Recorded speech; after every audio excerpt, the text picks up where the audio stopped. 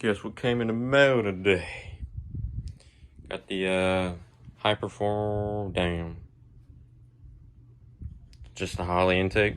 I don't the strip dominator. Yeah, I got a new clutch because the other one was faded. Got a new cam. Specs, if y'all want to know. Nothing crazy. Some things sound a little bit better, perform better.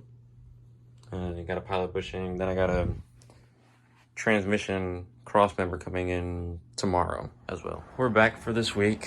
So in that last thing I showed y'all where all the burning was happening, there's this cross member here right behind the engine. It went somewhere over there. And most of the pictures I've looked up for a C10 frame, this didn't exist. So I'm assuming it's for a different type of frame, like a K10 or K20 maybe, or something obviously not this truck. But this wasn't allowing the exhaust. It was just hitting on exhaust. I couldn't put the exhaust in. If I did put it in, it still would have hit just everywhere. It would have hit right in the middle. So I had to cut it out. That took a while. So I got that all good. For today, we're just gonna hook up the starter and compression test it. And then we're gonna put those new parts on after we find out that it is good compression, hopefully. And then hopefully all goes good. So I got everything kind of just hooked up for the starter. Starter's hooked up. I got 2 clamps, so all I have to do is touch these and these start. Then I got a rigged up oil pressure gauge, obviously make sure everything good. Yeah, see how this goes.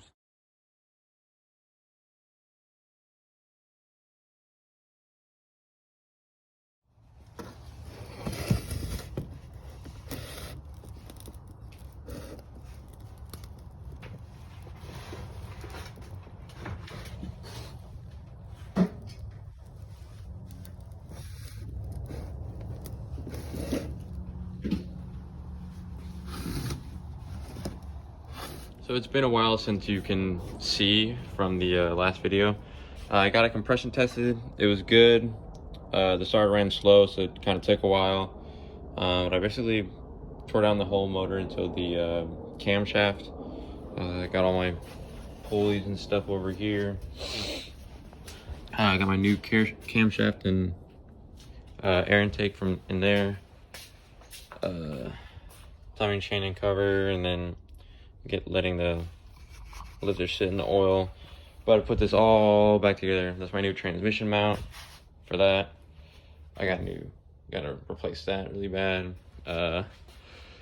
Just see what happens. All right, got the camshaft back in. This is the stickiest stuff on planet Earth. I washed my hands for about 30 minutes. You can still see it glaring off my fingers. It's insane. But I got the cam in, all the timing stuff back in together. I had the dots lined up, of course. So obviously the timing. I'm about to torque them down and then get this timing cover on, and then the balancer and pulley back on.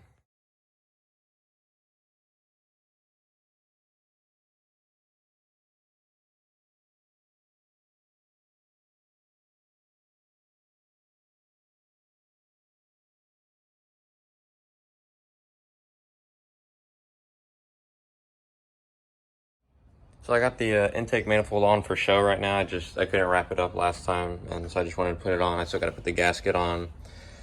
Gonna just check the torque on the head bolts, and then put the gasket on, intake manifold on, distributor in.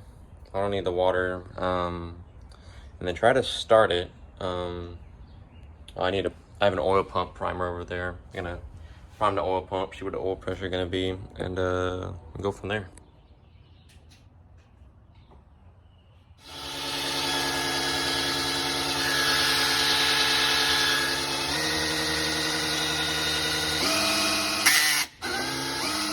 So it's been a while. I had to run to the store and grab a few things like a gasket, hooked up the fuel hose, put the exhaust on. And eventually got to starting it just to figure out there is no spark. So I know I gotta get a new distributor. I wanted to switch the studs. I got these for just the meantime. So I got, well, yeah, while I'm waiting for the distributor, I'm trying to do other things. So I got this big old rod.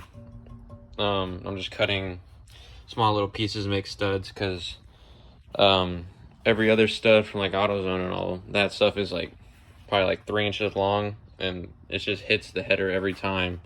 So I'm gonna make my own, and then I got bell housing bolts. I just picked them up. I mean, just at Lowe's. It wasn't too hard, just enjoying a nice drink and about to end the day. But gonna try to get 12 of these cut out and then be done.